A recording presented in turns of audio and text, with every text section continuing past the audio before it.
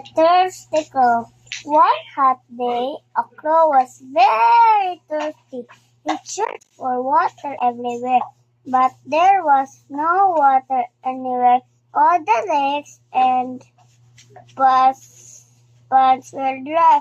At last, he saw a pot under a tree with very little water in it. He tried hard, but could not reach the water as it was very low. He picked up pebbles one by one and dropped them into the pot. The level of the water came up. The crow drank the water and flew away feeling very happy.